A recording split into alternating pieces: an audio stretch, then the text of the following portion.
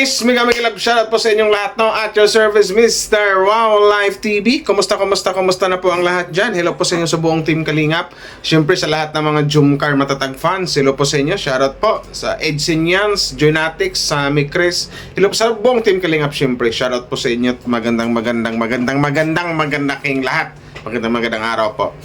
So ito na guys, bali-balita natin, may mga reactor na nag-content na si Carla, I think siguro ngayon nakalabas na siguro, no? Pero bago tayo magsimula guys, suportahan po natin ang buong Team Kalingap, Val Santos Matubang, Kalingap Rob, Ate Edna Vlogs. Siyempre sa lahat ng mga Kalingap reactors, Kalingap watchers, Karipa, strikers, suportahan po natin lahat guys. Siyempre, huwag niyo rin kalimutan ng mga Kalingap charity vloggers. So alam naman natin ang Kalingap ngayon napalibutan ng mga bashers kasi ang Kalingap kasi habang patagal pasikat ng pasikat, talagang matunog yung pangalan. So alam niyo na maraming naiinggit.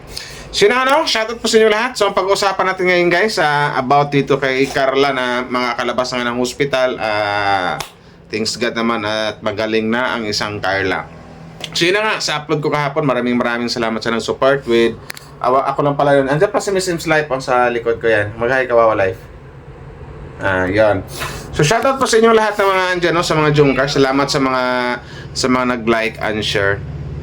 So dito na nga, may nakita ako dito, saan ba dito? Makakalabas na nga daw si Carla. So siguro ngayon nakalabas na siguro si Carla. At saka sa live kagabi ni Papa Joms, ang daming kinilig at ang daming kasi daming nabuhayan ng loob kasi andun nga si Carla. Siyempre pag tuwing live ni Papa Joms hindi naman madalas lang na andun talaga si Carla. So malamang ang magsusundo niyan si Papa Joms, walang iba, di ba? Kasi may mga ibang sa bagay yung mga bashers yung about to sa nung hospital si Carla, nagtanong sino daw, bakit wala daw si Papa Joms. Andun po si Papa Jomar po, si Papa Joms ang nagbabantay doon. So ayun po yun. So sa ngayon, siguro ngayon, oras na to, baka nakauwi na si Bibi Carla siguro. At syempre, ang magsusundo nun, sundo hatid, si Papa Joms. Nasa bahay na daw, sabi ni, naka-update si, guys. Yan, naka-update si Miss M's Live.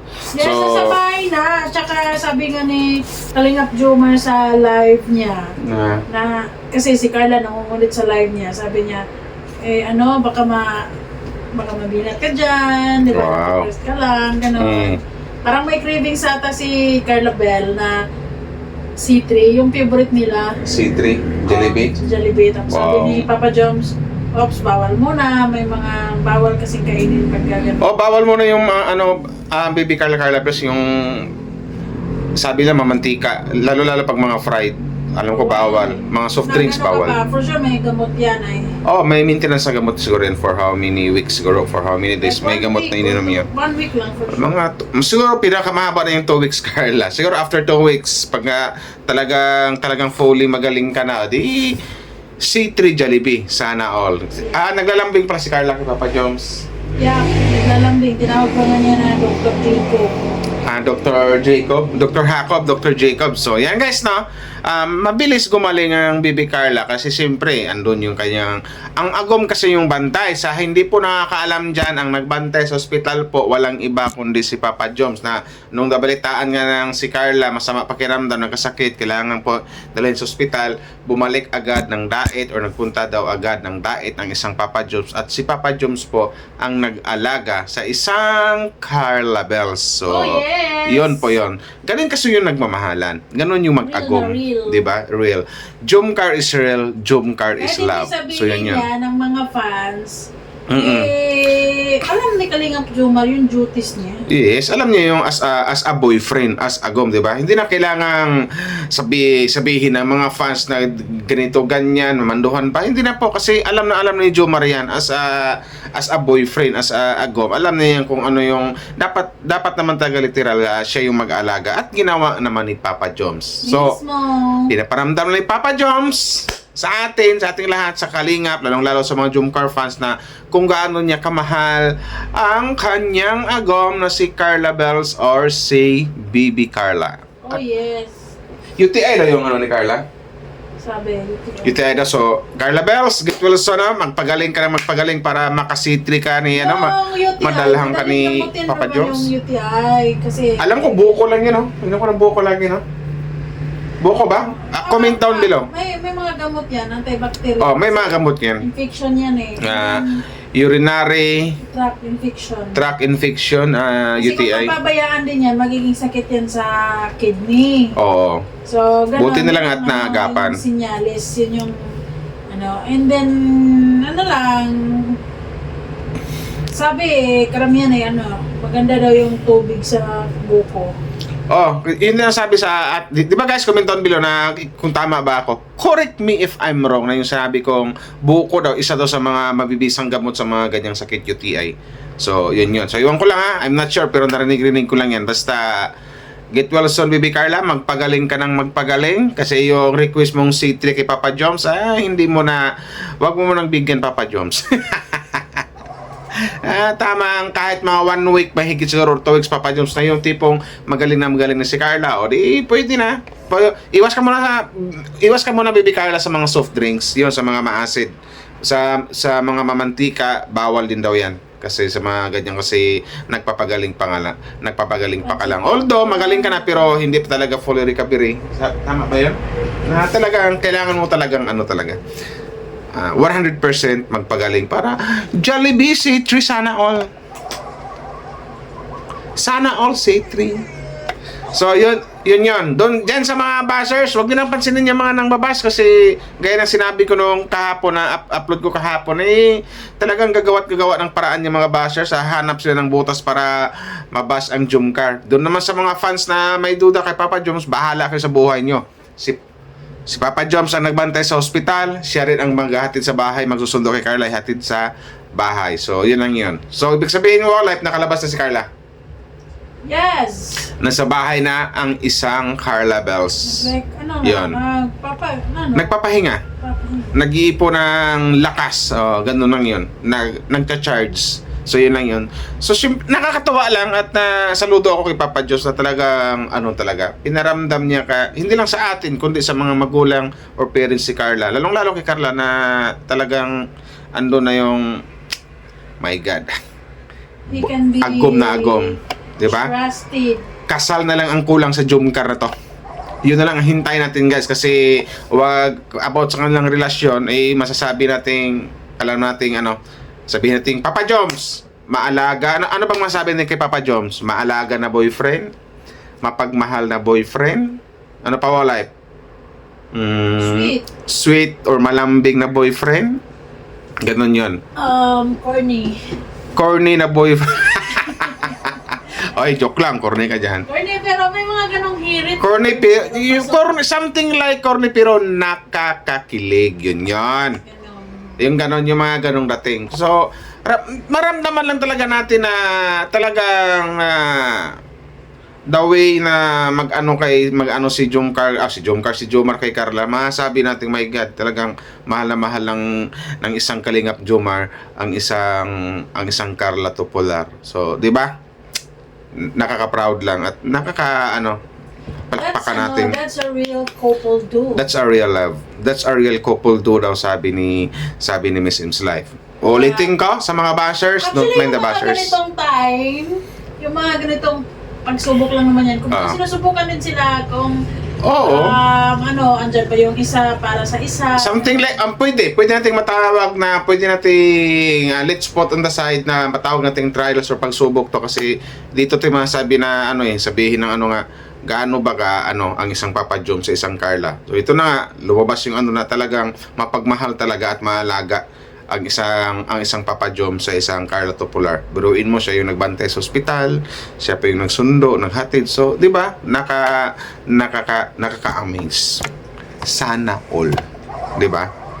So, wala namang dito wala nang question, wala nang maraming tanong. Diyan sa mga nagdududa pa dito sa Jomcar, bahala ka sa buhay nyo. Basta for me, Wow Life TV as reactor dito ng Kalingap, 100% mag-agom ang dalawa. Hindi naman mag-I love you si Carla kung yes! Tama!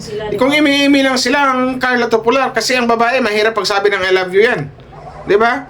Lalo na sa ugali. Hindi magsabi ng I love yung isang Carla kung hindi niya talaga legit na agom ang isang Papa Joms. Ganun lang Actually, yan. lalo na sa ugali ni Carla. Lalo na sa ugali ni Carla. Nako, tamang-tama. Diyan sa ugali ni Carla, di ba? Kasi kung like Cherry White, ay madaling magsabi. Oo. Pero sa ano na si Carla na talaga napakaseryosong babae nito, talagang masasabi nating in love din to kay Papa Jones kasi biruin mo, nagpunta na nga ng Cebu, na sila lang dalawa, di ba? Nag-date na sila doon. No, date na tawag ko doon. Napunta ng Cebu, namasyal sila, di ba? Ganon. So, basta Papa Joms, Bibi Carla, saludo ako sa relasyon nyo. Diyan sa mga bashers, huwag niyo nang pansinin yung mga lintik na bashers na yun. Wala namang kwenta, wala namang naambagin sa inyo. So, yun lang yun. Sa mga fans na nagdududa, alisin niyo yung duda sa isip nyo. Diyan sa mga one-sided fans, dapat magiging na kayo. Bakit dapat magkaroon ng king tiwala sa isa't isa. Kasi ang isang Carla Tupular at ang isang Jomar Jacob or Jomar Jacob ay mag-agom kung sa Bicol pa. Mag-boyfriend girlfriend, sa Tagalog pa magkasintahan sila.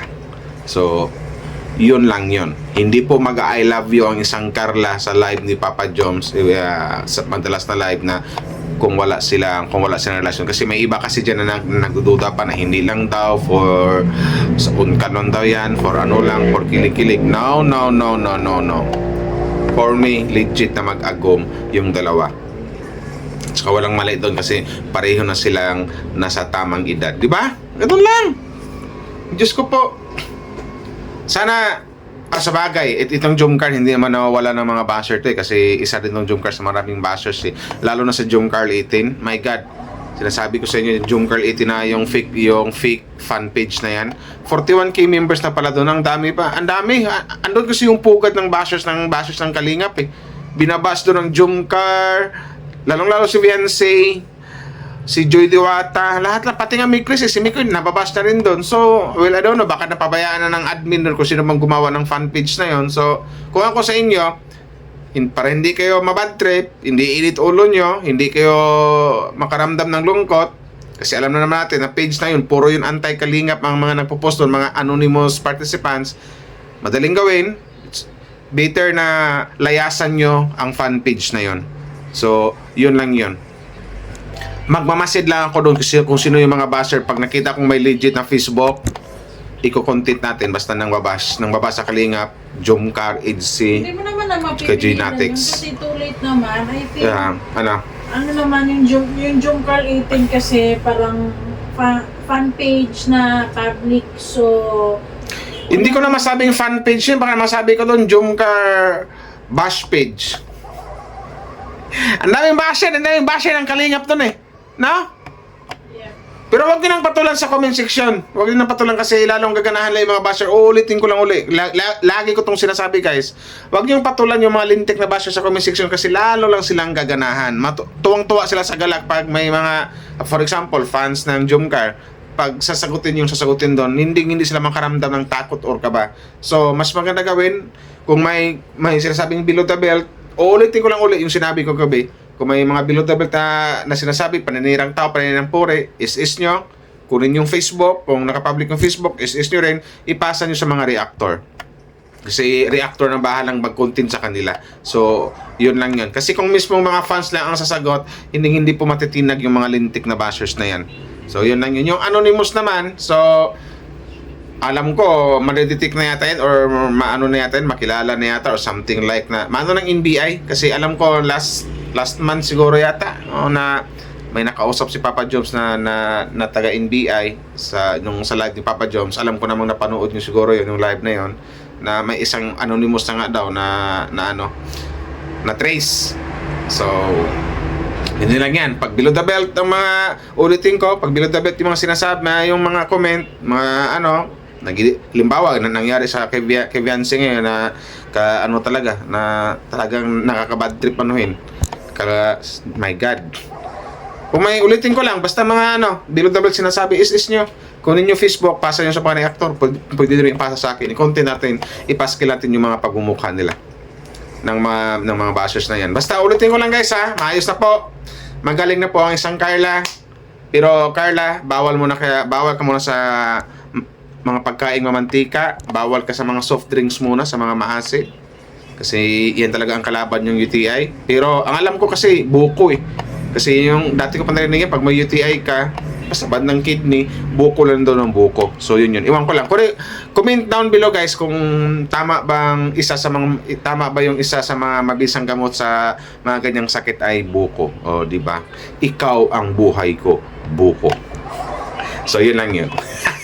Shout out na once again, get well soon, Baby Carla. Pagaling ka pa ng pagaling para magkaroon ka ng C3 galing sa agumong si Papa Joms. So mega love shoutout sa lahat ng Jomcar. Maraming salamat sa mga nag-like and share. Wow Life TV at saka si Miss Sims Life. Salamat sa suporta niyo guys. Thank you very much at hanggang dito na lang. Bye-bye! Babush!